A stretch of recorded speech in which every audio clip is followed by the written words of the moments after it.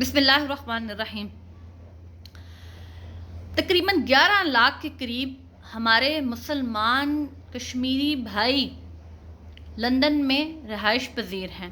اور بے شمار کشمیر کے نام پہ مختلف قسم کی جو آرگنائزیشن ہیں وہ بنائی ہوئی ہیں اور تنظیم سازیاں کی جاتی ہیں، تحریکیں چلائی جاتی ہیں، پروٹیسٹ کیے جاتے ہیں۔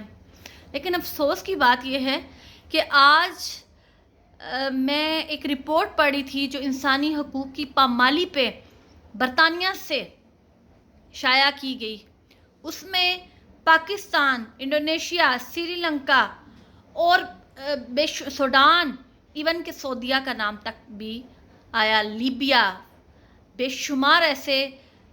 اسلامی ممالک کا نام لیا گیا جہاں پہ انسانی حقوق کی پامالی کی جاتی ہے، لیکن ہندوستان کا نام اس میں نہیں آیا ہوا۔ آپ یہاں سے اندازہ لگا لیں کہ جس ملک میں ایک گائے کو ذبح کرنے پہ مسلمانوں کے پورے جو گاؤں ہیں ان کو جلا دیا گیا، اس ملک کو جو دنیا کا سب سے زیادہ دہشت گردی کرنے والا ملک ہے، اس کے بارے میں انسانی حقوق کی جو سب سے زیادہ پامالی کی جاتی ہے، اس کی رپورٹ میں اس ملک کا نام تک نہیں لیا گیا۔ اور یہ جو 11 لاکھ کشمیری برطانیہ میں رہتے ہیں، جو آئے روز کشمیریوں کے نام پہ سیاست چمکاتے رہتے ہیں، ان کو شرم سے ڈوب مرنا چاہیے۔ کیا آپ میں سے کوئی شخص بھی جا کے وہاں پوچھ نہیں سکتا کہ بتائیں کہ دنیا کی سب سے زیادہ پامالی پچھلے 1 سال سے جو کرفیو لگا ہوا ہے ہندوستان نے، جو کشمیریوں کو قید کیا ہوا ہے، جو ان کی ریاست پہ زبردستی قبضہ کیا گیا ہے، تو کیوں اس ملک کا نام لینے سے ہر کوئی ڈرتا ہے اور ہر کوئی اس کی پشت بنائی کرتا ہے؟ حیرت کی بات ہے کہ آج ہم جو 57 ممالک ہیں آپس میں ایک دوسرے کے دست و گریباں ہیں۔ ان کو تو چھوڑے، جو ہمارے اپنے کشمیری ہیں، جو بات خود مختاری کی کرتے ہیں اور جو الحاق پاکستان کی بات کرتے ہیں، وہ ایک دوسرے کو برداشت نہیں کرتے اور گالیاں دیتے ہیں ایک دوسرے کو۔ تو آپ لوگ کشمیریوں کے لیے، ان کی آزادی کے لیے بات کریں گے جب تک کہ آپ خود متحد نہیں۔ آج میں آپ تمام لوگوں کو ایک اور بات بھی بتانا چاہتی ہوں کہ ہندوستان مختلف جو اپنے نچلی ذات کے لوگ ہیں ان کو بسوں میں بھر کے، جن کی کووڈ-19 کی تشخیص تک نہیں کی گئی، ان کو بھر کے بسوں میں وہاں پہ کشمیر میں پھینکتا جا رہا ہے، صرف کشمیر کو بھرنے کے لیے، کیونکہ ہماری 85% مسلمان کشمیری وہاں پہ رہتے ہیں۔ ان کو ڈومیسائل زبردستی دیا جاتا ہے،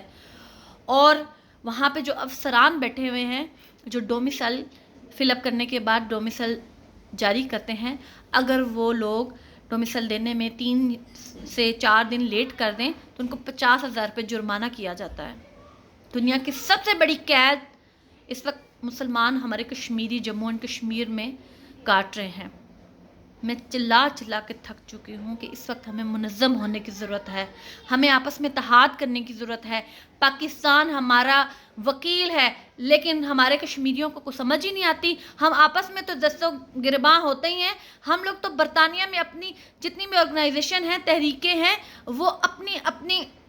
جب بھی کانفرنسز کرواتی ہیں تو آپ تو وہاں پہ ان کے ایم پیز کو انوائٹ کرتے ہیں کہ آئیں آپ ہمارا مسئلہ سنیں۔ جس ملک برطانیہ نے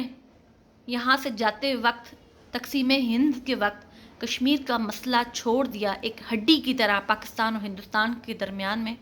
ہم ان کے ہی پاؤں پڑتے ہیں کہ آئیں اور ہمارا مسئلہ حل کروائیں۔ کشمیر کا مسئلہ جب تک کشمیری خود اپنی ریاست کے ساتھ سنسیر نہیں ہوں گے، کشمیر کا مسئلہ نہیں حل ہو سکتا۔ پاکستان آپ کا کیوں ساتھ دے گا؟ وہ شیرک کہتا ضرور ہے، لیکن آپ لوگ خود اپنے ساتھ سنسیر نہیں، آپ اس ریاست میں جو وہاں پہ مظلوم ہیں ان کے ساتھ کیسے انصاف کر پائیں گے؟ اس بات کو سوچیں کہ ہم لوگ اپنی ناکوں کو اونچا کرنے کے لیے بڑی آوازیں لگاتے ہیں، اپنی تحریکوں کو، اپنی تنظیم کو، کہ ہم بہت بڑے لیڈر ہیں، لیکن ہم لوگ زیرو ہیں۔ اگر انسانی حقوق کی پامالیوں کی جو رپورٹ، اس میں اگر ہندوستان کا نام نہیں آیا کہ دنیا کا سب سے بڑا دہشت گرد ملک ہے، تو اس سے بڑی ہماری اور کوئی ناکامی نہیں ہے۔